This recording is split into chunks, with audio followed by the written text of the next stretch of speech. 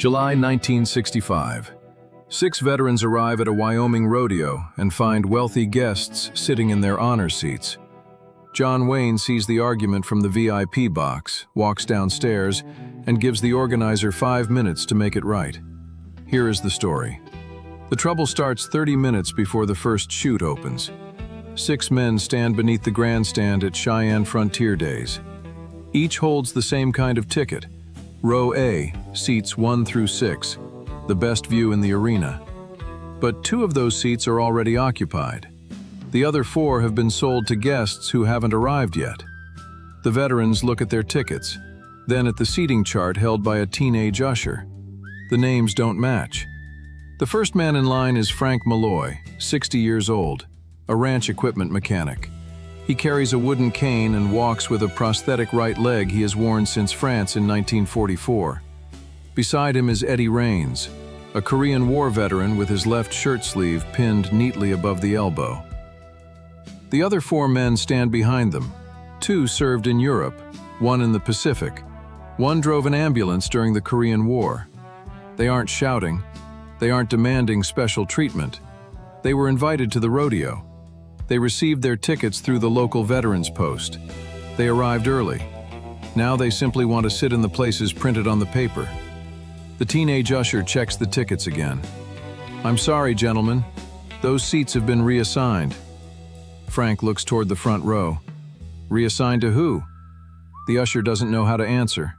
He calls his supervisor. The supervisor examines the tickets, looks at the new seating sheet, and immediately calls for the man in charge. His name is Harold Pritchard. Pritchard arrives carrying a clipboard beneath one arm.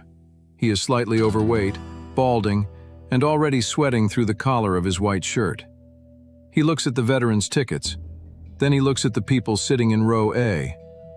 "There's been a change," he says. Frank rests both hands on his cane. "No one told us." Pritchard explains that he can find them other seats. Not together, not in the front row, but somewhere inside the arena. One of the available sections requires climbing a long flight of wooden steps. Frank looks down at his artificial leg. "We were invited to sit together." Pritchard glances over his shoulder. The arena is filling quickly. Important guests are arriving. The opening ceremony is less than half an hour away. He tells the veterans to wait while he handles it. Then he walks away.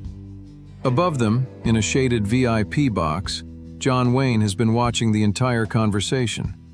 "Before we continue, tell me where you're watching from. Let's see which state or country has the most fans of the Duke." It's late July, 1965. John Wayne is 58 years old. The Sons of Katie Elder has recently arrived in theaters, and once again, audiences are watching him ride across the West on the big screen.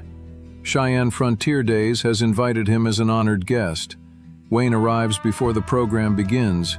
No grand entrance, no demand for special attention. He shakes a few hands, speaks briefly with local officials, and takes his place in the VIP box overlooking the arena. 3 chairs have been reserved in his section. 1 for Wayne, 2 for guests who telephoned that morning to say they won't be coming. The empty chairs remain beside him. Wayne is watching the arena crew prepare the dirt when he notices the commotion below. 6 older men, matching tickets, 1 cane, 1 empty sleeve. An organizer speaking quickly and looking everywhere except at them. Wayne leans forward. He can't hear every word, but he can see enough. The 6 seats are part of an old Cheyenne tradition. After the Second World War, the local rodeo committee began reserving 6 front-row places for veterans. The tickets rotate between the American Legion and VFW posts. The seats aren't meant for politicians. They aren't meant for wealthy donors. They are meant for ordinary local men who served and returned home. For years, no one questions the arrangement. Then Harold Pritchard takes control of guest seating. Pritchard is a local insurance broker who helped the newly elected mayor during his campaign. He has little experience organizing large events, but he knows influential people. When he studies the rodeo seating chart, he notices 6 valuable front row seats that bring no money into the box office. He sees an opportunity. Pritchard sells them to several wealthy acquaintances. He tells himself that giving those men a good experience might bring future donations. But he also wants them to remember who found them the best seats in Cheyenne. The buyers don't know anything about the veterans' tradition. They believe they purchased ordinary front-row tickets. 2 guests have already taken their seats. 4 more are somewhere near the concession stands. The only man who knows the full truth is Pritchard. Wayne watches him leave the veterans standing beneath the grandstand. Then Wayne rises. A committee member asks if he needs something. Wayne doesn't answer. He steps out of the VIP box and walks downstairs. Frank Malloy is still leaning on his cane when Wayne approaches. The veterans notice him first, then the teenage usher, then Pritchard, who has just returned with his assistant. The conversation stops. Wayne doesn't speak to the organizer. He walks directly to Frank. "What's the trouble?" Frank hesitates. He didn't come to Cheyenne hoping to complain to a movie star. He doesn't want attention. But Wayne holds out his hand. Frank gives him the ticket. Wayne reads it. Row A, seat 1. He looks beyond the brass chain toward the 2 guests already seated in the honor row. Pritchard steps forward. "Mr. Wayne, it's only a small ticketing mistake. We're handling it." Wayne turns the ticket over. Nothing written on the back. Then he looks at the other 5 veterans. They all hold matching tickets. Pritchard begins explaining. New seating plan, unexpected guests, important supporters, confusion at the ticket office. Wayne listens without interrupting. When Pritchard finishes, Wayne looks at Frank. "These seats were promised to you?" Frank nods. "Every year they give 6 to the veterans post." Wayne hands back the ticket. Then he waits. No speech, no accusation. He simply takes a place beside Frank and the other 5 men. Pritchard looks through his clipboard, speaks to his assistant, sends her toward the ticket office. 5 minutes pass. The band inside the arena starts warming up. Families carry drinks and popcorn through the aisles. Riders gather behind the chutes.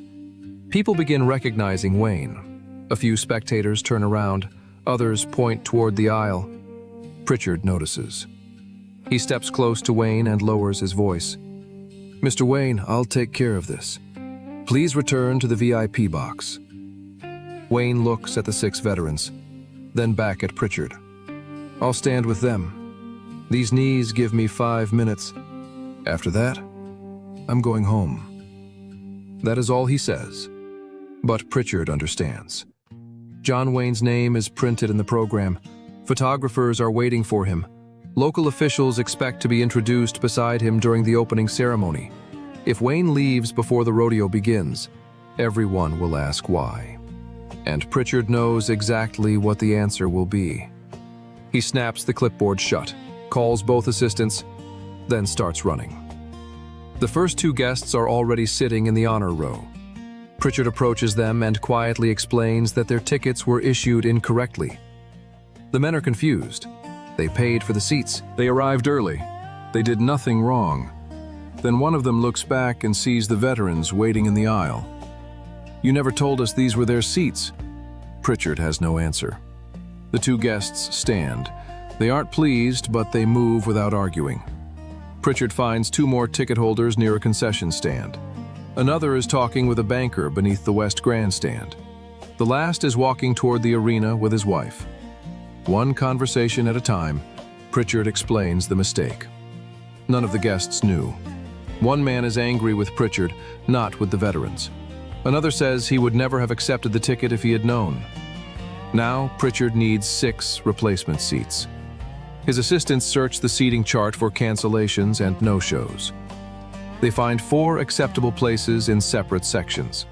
The seats aren't together, but they offer a clear view of the arena. 2 places are still needed. The opening ceremony is 15 minutes away. Pritchard looks at his own ticket, front section, near the center. Then he looks at the ticket assigned to his assistant. He takes both. The final 2 guests receive Pritchard's seat and his assistant's seat. The assistant will spend most of the afternoon working anyway. Pritchard now has nowhere to sit. He returns to Wayne.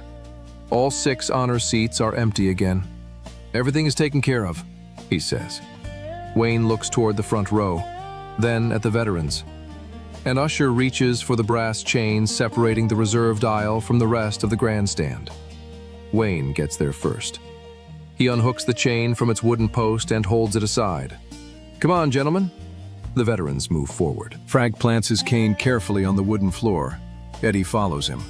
The other 4 men walk behind them, still unsure whether the problem is truly over. Wayne holds the chain until all 6 pass. Then he notices the 2 empty chairs in the VIP box. He asks the attendant if the missing guests are still expected. They canceled this morning. Wayne looks at Frank and Eddie. You 2 come with me. Frank shakes his head. Mr. Wayne, they gave us our seats back. I can see that. We don't need anything else. Wayne looks at Frank's prosthetic leg, then at the long afternoon ahead. Good. Then you won't mind helping me fill 2 empty chairs. Frank understands there will be no argument. He and Eddie follow Wayne through the side entrance to the VIP box. The other 4 veterans take their places in row A. The 2 unused honor seats remain empty. Nobody tries to sell them again. The rodeo begins on time. There is no announcement about what happened. The announcer doesn't ask Wayne to stand. The band doesn't stop. Most people in the arena never learn why 6 seats changed hands only minutes before the opening ceremony. That is how Wayne wants it. Frank sits on one side of him. Eddie sits on the other. Frank's cane rests against the rail. For several minutes, both veterans watch the arena without saying anything. Finally, Frank leans closer. We didn't mean to cause trouble. Wayne keeps his eyes on the first rider entering the chute. You didn't. Frank waits. Wayne says nothing more. The bronc riding begins, then steer wrestling, calf roping, barrel racing. During the break, Eddie looks down toward the front row. The other 4 veterans are together, exactly where their tickets said they would be. They've been giving those seats to veterans since after the war, Eddie says. First time anyone tried to take them back. Wayne looks toward Harold Pritchard. The organizer is standing near the rail with his clipboard under one arm. He has given away his own seat. He remains standing through the entire afternoon. After the final event, Pritchard waits near the exit. He approaches the 4 veterans from the honor row first, then Frank and Eddie when they come down from the VIP box. He removes his hat. I owe you gentlemen an apology.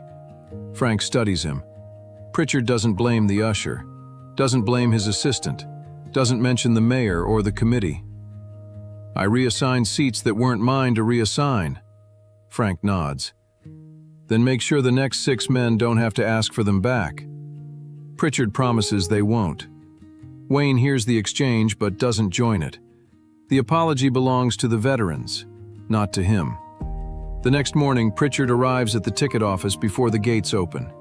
He takes out the master seating chart, finds row A, seats 1 through 6, then marks them with a red pencil. Veterans Honor Row. Do not reassign. The committee later adds the same instruction to its permanent seating records. The following year, Pritchard personally meets the 6 selected veterans at the entrance. He checks their tickets and escorts them to the front row before any other special guests are seated. He doesn't sell their places, doesn't offer them to donors, doesn't make the same mistake twice.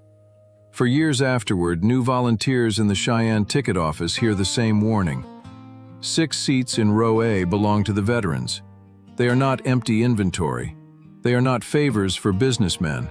They are not available, no matter who asks. Most of the volunteers never learn the entire reason. They only know that one summer, someone tried to reassign those seats. John Wayne noticed, and before the rodeo could begin, the seats were returned. Wayne never asks for public credit.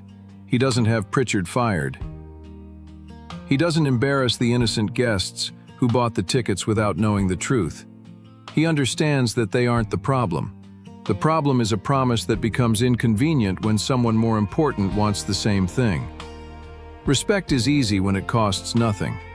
The real test comes when keeping your word means disappointing a wealthy friend, losing a valuable seat, or admitting that you were wrong. That afternoon, John Wayne could have remained in the VIP box. No one would have blamed him. The veteran's tickets had nothing to do with him. Instead, he walks downstairs and stands beside 6 men who are being told their place of honor is no longer available. He doesn't shout, doesn't threaten anyone, doesn't stop the rodeo. He simply makes it clear that if the veterans aren't welcome, the most famous guest in Cheyenne won't be staying either. And by the way, most of you watch these stories but forget to subscribe. If you want to hear more forgotten stories about the Duke and the values he stood for, don't forget to hit that subscribe button so we can keep sharing the American legend together. Unfortunately, they don't make men like John Wayne anymore.